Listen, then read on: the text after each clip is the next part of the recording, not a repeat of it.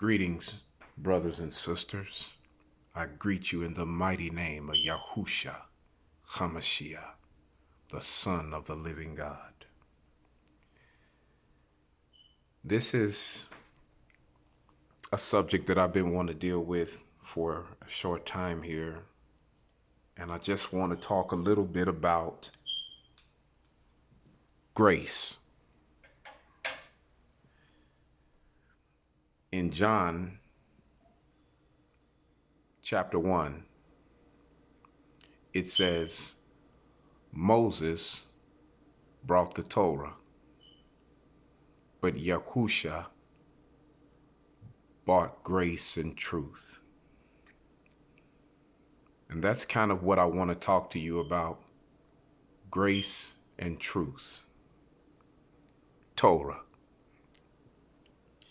First, let me begin with, you'll hear, and I have heard, a lot of people make a distinction between what Moses brought, which was the Torah,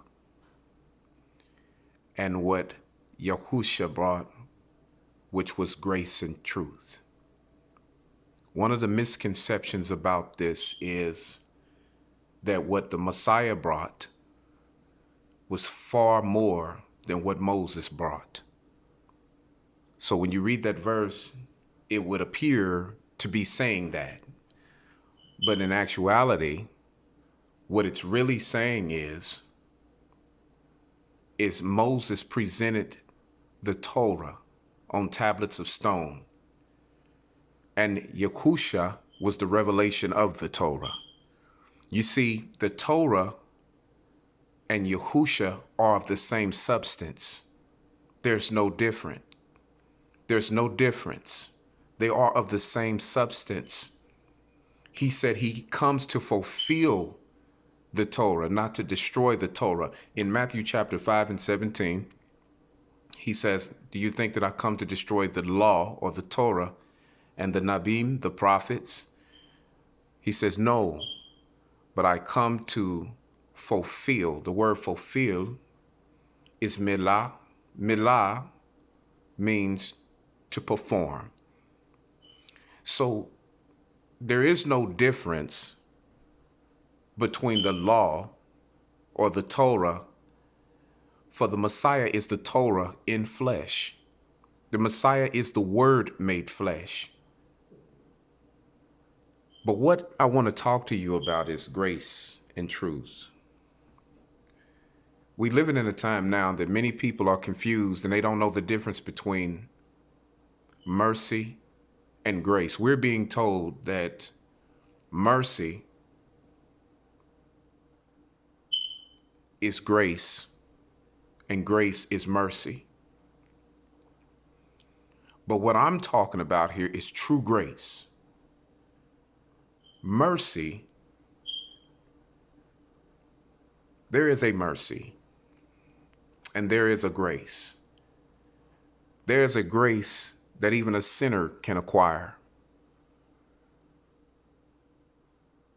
Even the Messiah said that the Creator causes the sun to shine on the just as well as the unjust. Sinners need jobs. Sinners need to eat. Sinners need clothes. He does things for sinners. But when we speak in terms of true grace is something altogether different. True grace is that which is attached to the believer. True grace is when the word of God is in the heart of a believer, and that believer is elevated because the word that's in that believer is being exalted by the Creator because he's honoring it. When the children of Israel were in Egypt and Moses went before Pharaoh and said, let the people go, they had to come out of Egypt.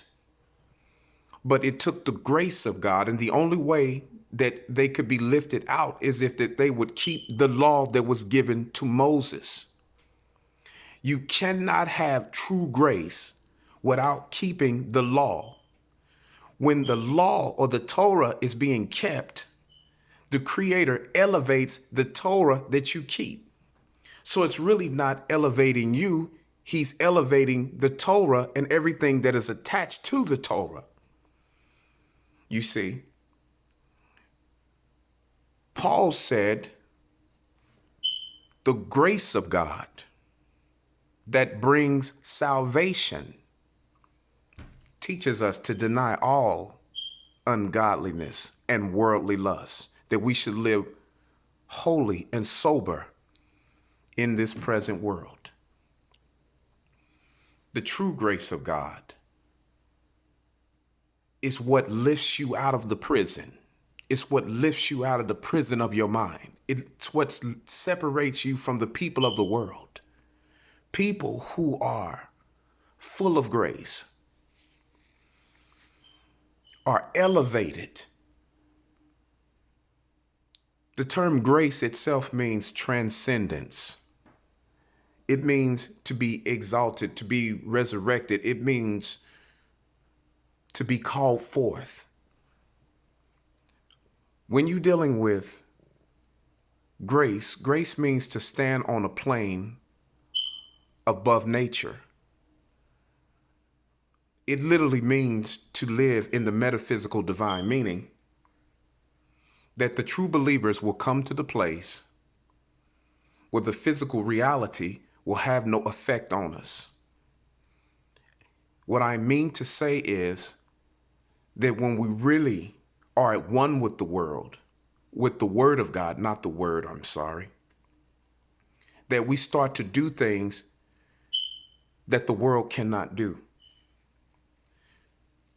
Yeshua walked on water. Elijah called down fire. Moses sweetened the water. You see, Yeshua rebuked the wind. You start to have power and control over the physical elements.